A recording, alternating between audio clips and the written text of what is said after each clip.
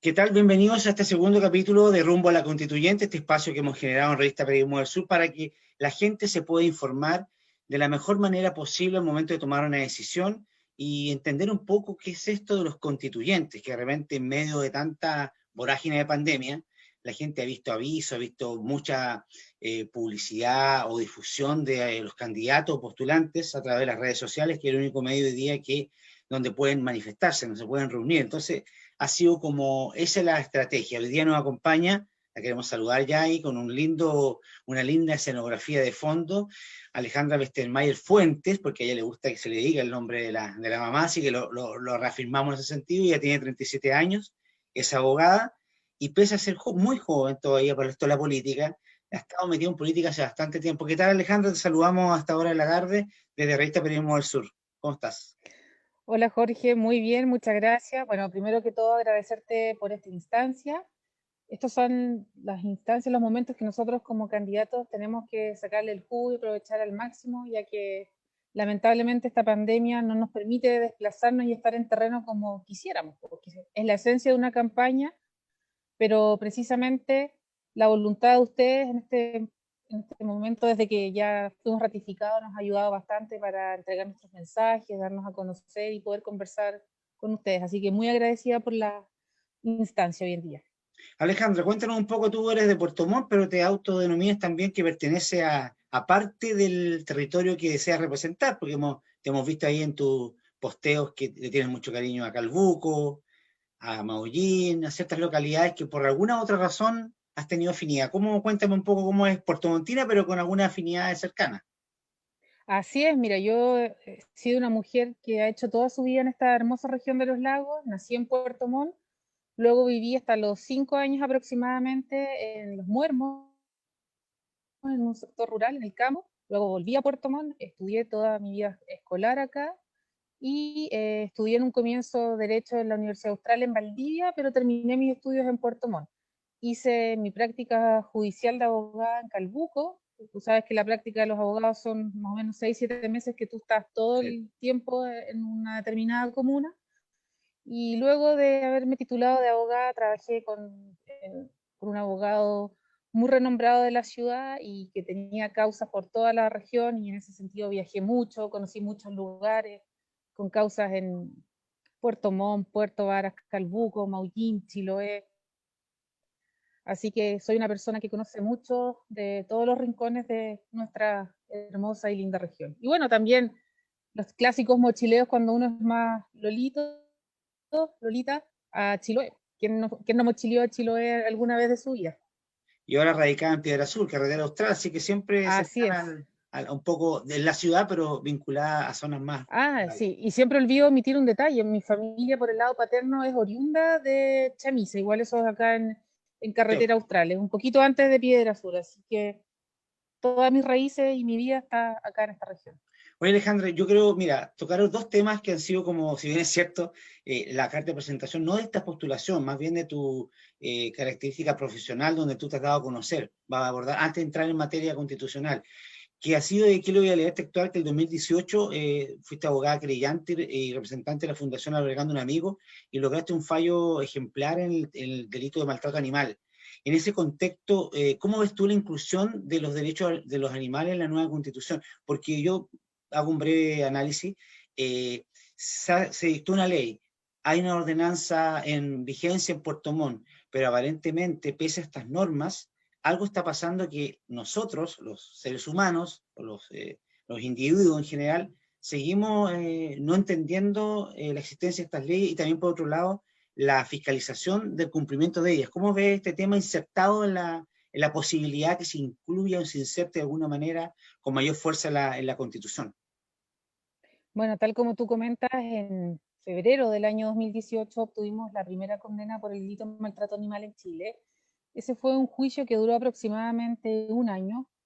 En el 2017 tomé conocimiento de un caso de gran conmoción pública en el cual una madre con su hijo daban muerte de una manera brutal a su mascota. Y ellos pensaron que ese caso iba a quedar en la impunidad, pero nunca contaron de que las cámaras de vigilancia de un supermercado del sector de Alerce tomó las imágenes y gracias a Dios los guardias hicieron esa denuncia y se inició una investigación. Hasta ese momento eran poquísimos, si no decir casi ningún abogado que se dedicaba a los temas de maltrato animal. No había conciencia, no había conocimiento detallado de la normativa, de lo que se podía hacer al respecto. Y en virtud de ello, yo tomé contacto con la Fundación Albergando un Amigo y les dije que quería patrocinar esa denuncia y que la encauzáramos a través de una querella criminal porque tenía mucho más sustento y más peso, porque iban a tener el patrocinio de una abogada en este caso y que iba a poder solicitar muchas diligencias, estar cateteando a los fiscales, porque tú sabes muchas veces cuál es el destino de las denuncias, de cualquier Así es. delito. Y fue un trabajo arduo, muy mancomunado con la fiscalía, con la fiscal de ese entonces, una mujer igual que nos ayudó bastante. Y logramos la primera condena, una condena todavía no con las penas de la ley Cholito, pero aún así muy ejemplar, porque aparte de ser un caso muy mediático, empezó a la gente a interesarse por este tema. Parece que sí es un tema importante, sí se puede lograr justicia si se denuncia. Entonces, hubo un cambio en la mentalidad de las personas, mucho más empoderamiento a atrevernos a denunciar, porque no era un caso aislado, sino que eran muchos casos los que estaban ocurriendo y hasta el día de hoy. Vemos que la figura del delito de maltrato animal es tanto una acción como una omisión. Y en nuestra región de los lagos son muchas las situaciones aberrantes que han ocurrido. Y desde ese punto de vista yo después seguí asesorando. En la actualidad todavía mantengo a la espera de poder reanudar un juicio oral nuevamente por un caso bien complejo que ocurrió en Puerto Montt, de una persona que mantiene más de 50 perros Akita en su domicilio. Ese caso en primera instancia lo ganamos. Sin embargo, la Corte Suprema acogió un recurso de nulidad de la defensa, nos anuló el juicio y ahora tenemos que volver a realizarlo.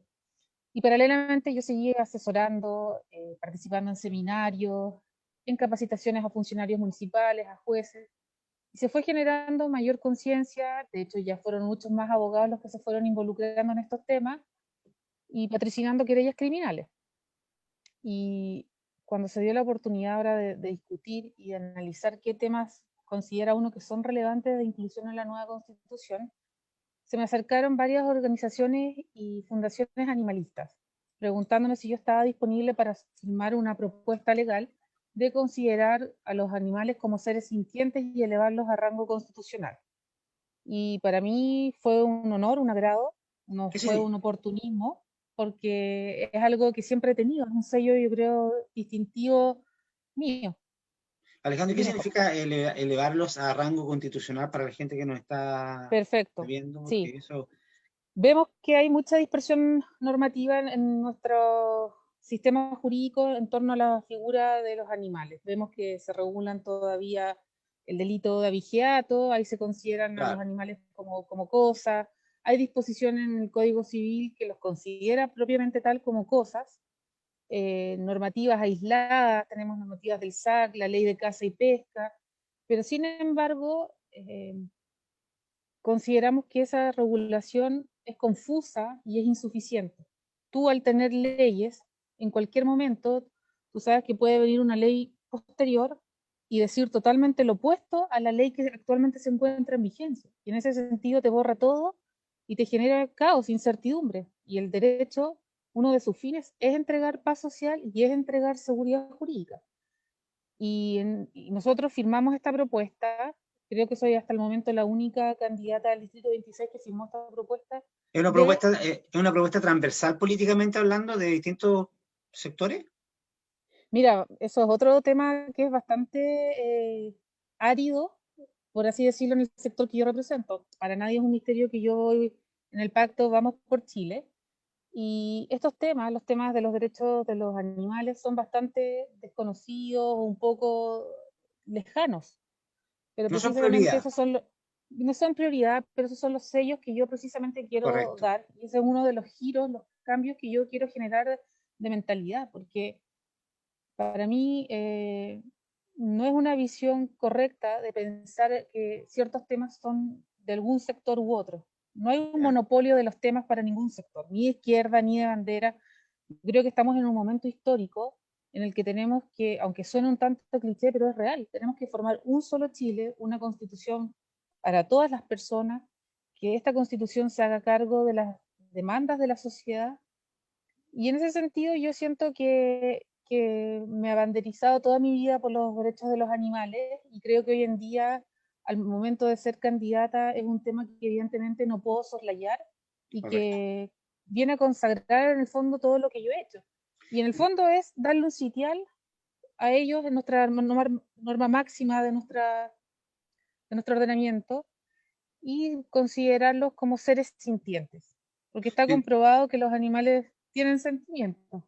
Bueno, va a ser interesante, Alejandra, el momento en que se pueda escuchar alguna discusión ya en el seno de la convención, cómo se aborda ese tema, las distintas posturas. Ahí va a haber mucho material que poder ver y analizar y ver cómo termina esta historia vinculada a lo que tú estás planteando. Otra materia que ha sido transversal y que todo el mundo la discute y se analiza, que gran parte de los constituyentes van a ser de regiones, por lo tanto debería la región o las regiones de nuestro país tener una representación fuerte en sus temas personales, individuales. ¿Cómo ves tú el tema de la regionalización? Algunos hablan de la descentralización, otros hablan de definitivamente ser independiente de alguna manera o tener mayores facultades desde las regiones.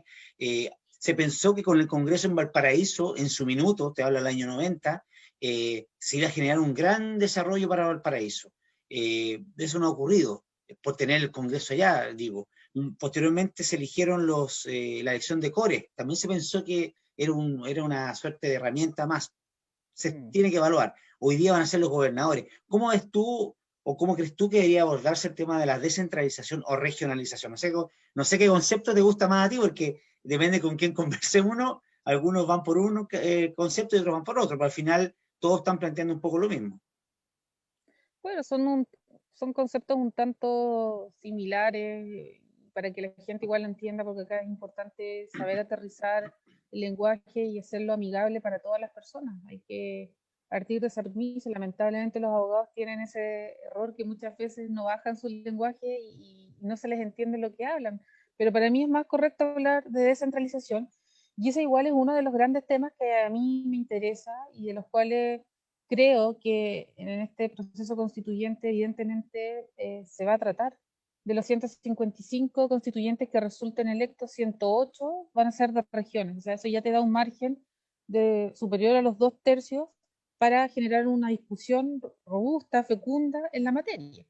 Y yo creo que es el momento histórico para replantearnos la forma en la cual se encuentra distribuida administrativamente, políticamente nuestro país. En algún momento se pensó, yo represento, voy como independiente por Evópolis, Impacto Chile Vamos, y Evópolis generó una base de propuestas para la nueva constitución. En un comienzo, Evópolis abogó por la idea de crear, y adheriendo igual muchos otros sectores, 5 macrozonas. Esa ¿Ya? propuesta después se vio que en realidad no era muy viable porque en el fondo era lindo en el papel, pero en la realidad venía a ser lo mismo. Tal vez era una simple, eh, Distribución más grande nomás. sí, o era en el fondo amortizar en cierta medida la descentralización, pero el resultado iba a ser lo mismo. Entonces, finalmente, lo que se propone y a lo que yo adhiero plenamente es generar un real empoderamiento de las regiones y en este sentido establecer un principio de doble subsidiariedad territorial en el sentido de priorizar lo local por sobre lo regional. Eso quiere decir preocuparnos y ocuparnos correctamente de los municipios. Tal vez los municipios, si lo pensamos objetivamente, sí gozan de mucha mayor autonomía versus las regiones. Y por otro lado, un principio de subsidiariedad de priorizar lo regional por sobre lo nacional. Ya ¿Ya? vemos que el tema de las elecciones que ahora vamos a vivir igual el 11 de abril, porque recordemos que son 4 elecciones, por primera vez en la historia se va a elegir al gobernador regional. Esto ya es un Así gran es. avance. Nosotros, nuestra tradición cívica, política, siempre ha sido de que la máxima autoridad regional es designada y es de la confianza del Del gobierno de presidente. turno. Pero en esta oportunidad vamos a tener esa autoridad elegida popularmente. Pero yo siento que sí es un gran avance, pero la ley igual es un tanto compleja y todavía genera un poco de situaciones que tal vez no van a estar bien distribuidas, porque yo pienso, claro, tenemos esta máxima autoridad elegida popularmente, pero vamos a tener a los secretarios regionales ministeriales todavía del gobierno que actualmente nos rige. Entonces va a haber un proceso de ajuste y de cambios paulatinos. Pero Alejandra, evidentemente, perdón.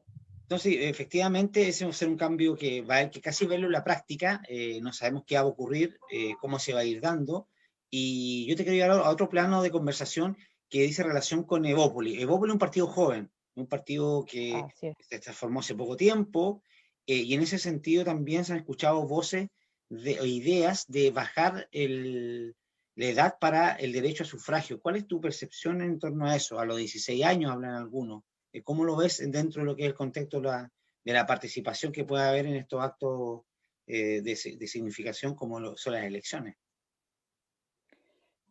No es un tema tan simple que tenga una respuesta Claro, eh, muy... Hay que analizar varias aristas, hay que analizarlo desde el punto de vista, claro, los 18 años es la mayoría, se tiene la mayoría de edad, se estima de que a esa edad, entre comillas, las personas tienen una cierta madurez, pero yo estoy de acuerdo, aún pensando que tenemos una ley de responsabilidad penal adolescente que establece una responsabilidad a partir de los 14 años. o sea, Hay sí. responsabilidades que a los niños, niñas, adolescentes se les está exigiendo desde antes, entonces consagrémosles sus derechos, sus deberes con todas las letras de la ley.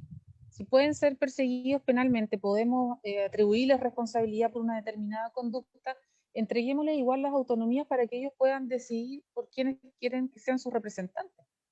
Así que desde ese punto de vista igual es una discusión bastante interesante, pero que hay que considerar con muchas otras aristas, considerando las normativas que hay al respecto. Claro, es un tema que viene con fuerza, seguramente no aplicable a estas elecciones. Vamos a ver qué pasa en esa discusión.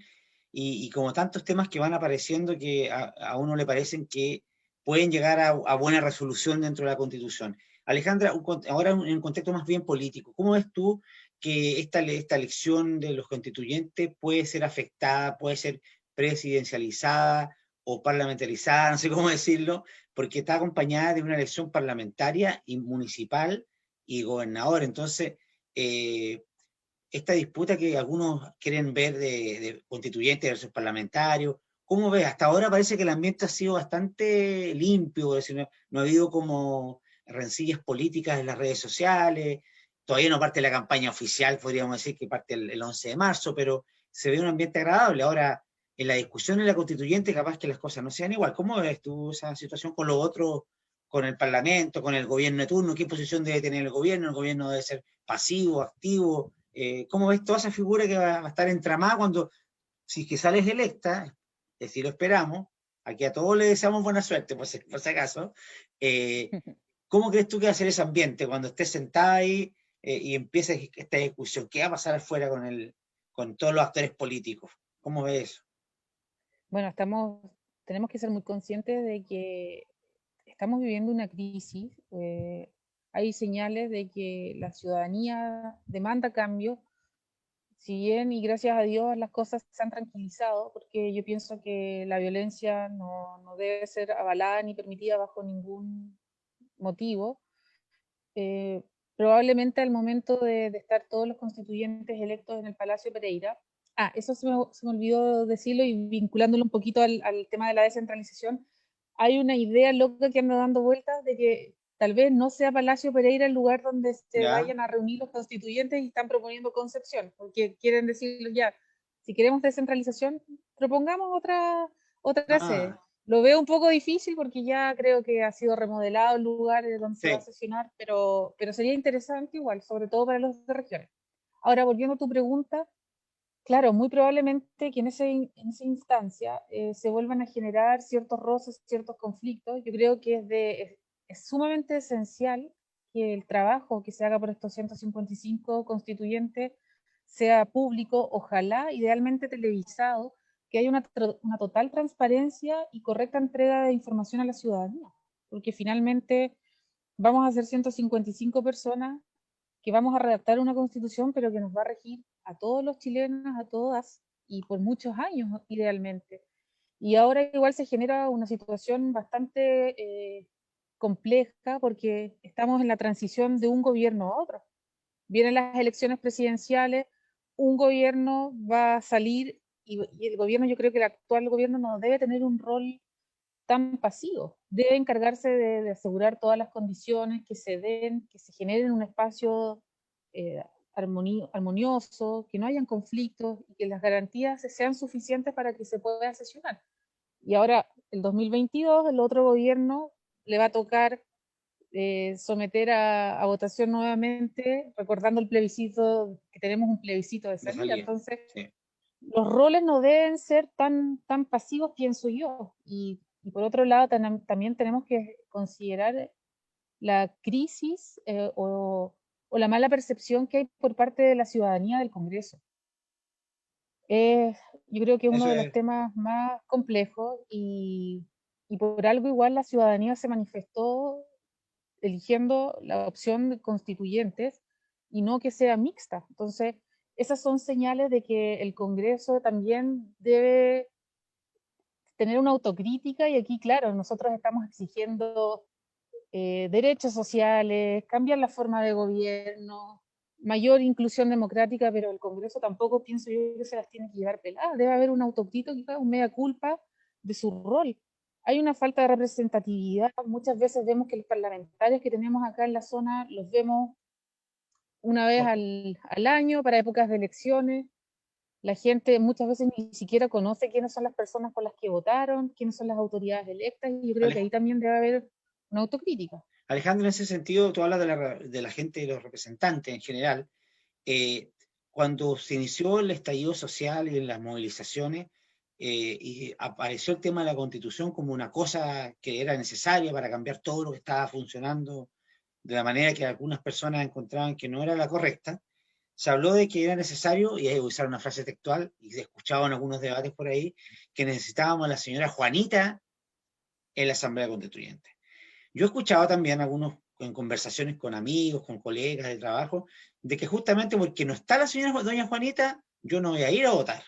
¿Tú Mm. crees que qué pasó ahí? Parece que la señora Juanita se quedó esperando en el living de su casa que alguien tocara su puerta y la fuera a buscar, o eso fue más bien una frase de marketing. ¿Cómo ves tú los candidatos en general, no acá solamente, la representación? Porque finalmente hay del mundo académico, hay del mundo jurídico, hay del mundo político, de algunos gremios, sindicatos, pero no sé si existan vecinos comunes y corrientes, ciudadanos comunes y corrientes postulando. ¿Tú crees que eso puede ser una debilidad de esta asamblea, de esta convención?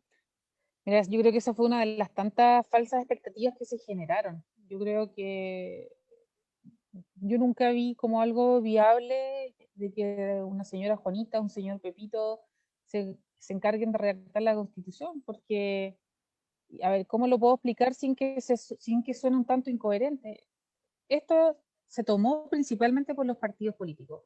Yo no puedo desconocer que vengo patrocinada por un partido político, pero yo siento que esta era una elección sui generis, con características únicas, que debiese ser distinta de la lógica tradicional a la que nosotros estamos acostumbrados. Porque la Sí. gente quiere cambios reales, está cansada, decepcionada de la clase política, entonces ahora muchos candidatos vienen con todo el aparataje político, está bien, todas las opciones son válidas y finalmente la gente se va a manifestar en las urnas. Pero ¿cómo lo veía yo? Y es lo que yo por lo menos intentaba hacer en mi campaña, es desmarcarme de lo político. Yo tengo muchos amigos en diversos partidos políticos, tengo mucha gratitud de los años que yo milité en un determinado partido político, pero pienso, y es algo muy personal, que esto es distinto. Esta es una Estamos constitución acá, política, Alejandra, te voy a dar el pase al tiro, es una constitución política, pero que debería ser redactado con un criterio más bien, no creo, académico o más bien de un trabajo de mayor pensamiento de alto vuelo, más que estar con una bandera de quien yo represento, defendiendo unos derechos determinados que me están diciendo. No sé, así lo veo yo, no sé cómo lo ves tú. exacto, hay que escuchar a la gente, hay que recoger las ideas, los anhelos que ellos tienen. Eh, los partidos políticos son relevantes. La democracia se construye también con Así uno de es, los claro. elementos que son los partidos políticos, pero no nos podemos desentender de la crisis que vivimos. Fue una crisis bastante dolorosa, costó vida, lo pasamos todos mal, pero nos sirvió para reflexionar qué es lo que realmente queremos. Queremos un cambio y tenemos un momento único donde vamos a construir una constitución en democracia que debiese ser mucho más participativa. Estamos dando tremendas luces y tremendas señales al mundo entero. El tema de la paridad es algo único en el mundo, Eso, la Alejandro, doble paridad. eso te quería llegar. Eres una de las tantas candidatas mujeres que hay en nuestro país y acá en el distrito también. ¿Qué te parece? ¿Cuál es el rol que debería jugar la mujer en el texto de la Carta Magna, propiamente tal? Porque yo ese es un lado que yo sé que tú manejas bastante y no podía dejarlo pasar de preguntártelo. ¿Cómo ves tú que debería plasmarse la figura de la mujer dentro de la Carta de la Constitución, propiamente tal? ¿De qué forma? Muy buena pregunta y te la agradezco. Los temas de género a mí me apasionan desde antigua data y también es uno de los temas que quiero encauzar en el caso de ser electa. Como lo señalé hace un ratito atrás, ya estamos viviendo un momento único en el sentido de contar con esta doble paridad, una paridad nominal y paridad de resultados. Ya excelente, maravilloso. Pero eso no es suficiente.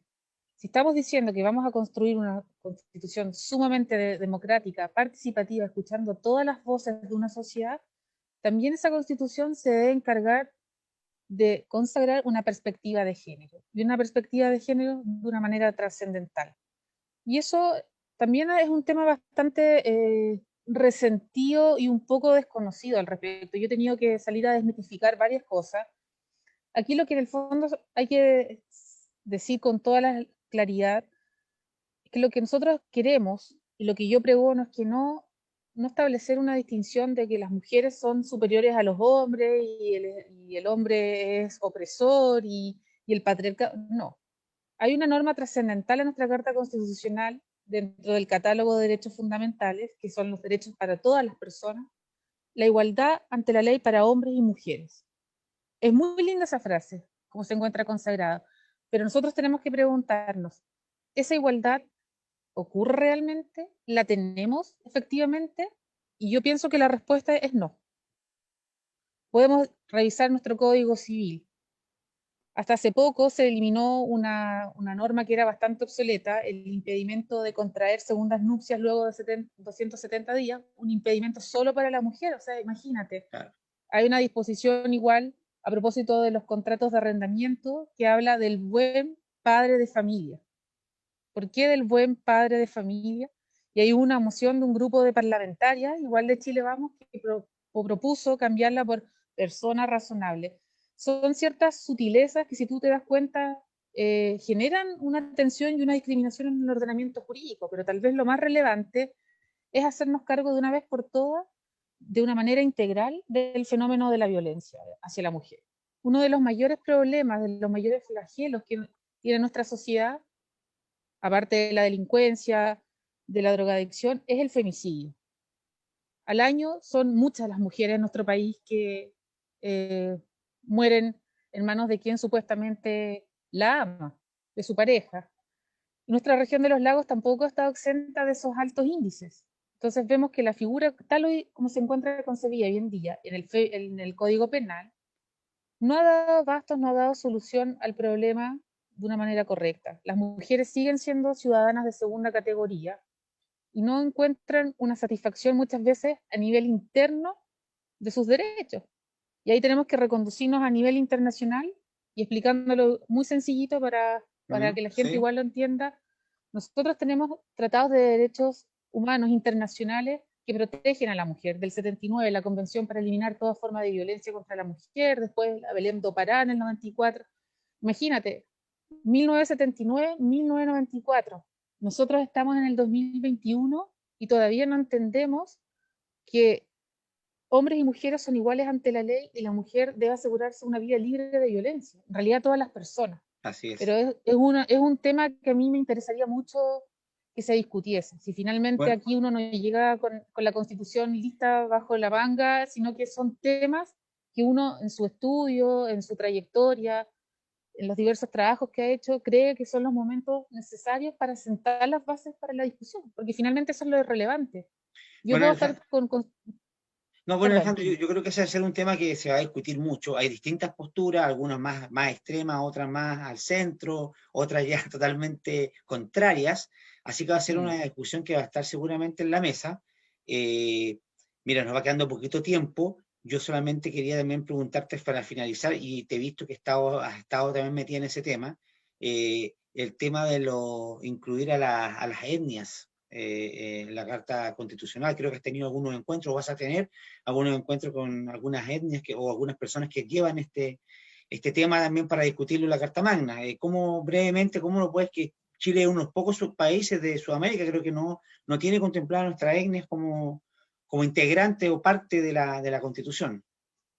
Así es. Chile nunca ha consagrado a nivel constitucional los derechos de los pueblos indígenas. Hay una ley que data del año 1993 que ha traído más problemas que soluciones al respecto. El día de ayer, efectivamente, organizé un conversatorio con Claudia Unicagüín, que es encargada de CONADI en la región, en la provincia de Chiloé, y con dos candidatos por el pacto Vamos por Chile por los escaños reservados. ¿Ya? Y en el fondo lo que yo quise fue solidarizar con ellos, porque ellos, siendo candidatos por nuestro mismo pacto, no estaban teniendo la visibilidad necesaria, y precisamente eso es otro de los temas que la gente tiende a atribuir a un sector determinado. Son muchos los estereotipos, los sesgos que rondan en torno al tema de los derechos indígenas. Y en ese sentido se organizó un conversatorio que tuvo muy buena asistencia, que incluso participaron parlamentarios de la zona, y ellos pudieron darse a conocer qué es lo que buscan, cómo quieren consagrar este derecho constitucional. Y en el fondo yo fui una presentadora y mera espectadora, pero yo pienso que en este momento todas las voces tienen que ser escuchadas. Yo soy de la idea de una constitución mínima, y también he estado enviando cartas al diario en ese sentido, publicando ciertas cosas, pero lo que no podemos desconocer son los derechos de las personas. Y lo que sí podemos hacer, tener una constitución mínima en muchos aspectos, pero consagrar los derechos fundamentales de todas las voces que hay en nuestra sociedad. Porque de eso se trata una constitución, que se haga cargo de la forma como las personas conviven en la sociedad.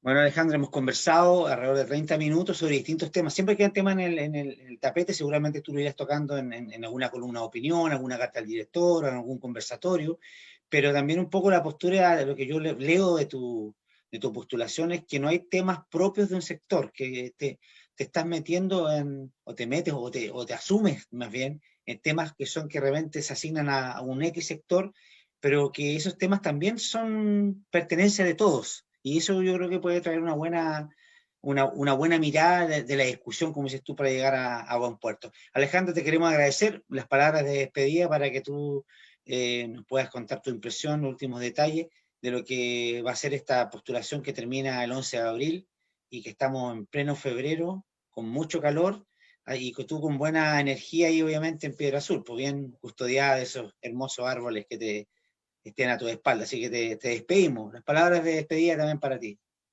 Muchas gracias, Coco. Yo te agradezco por esta instancia.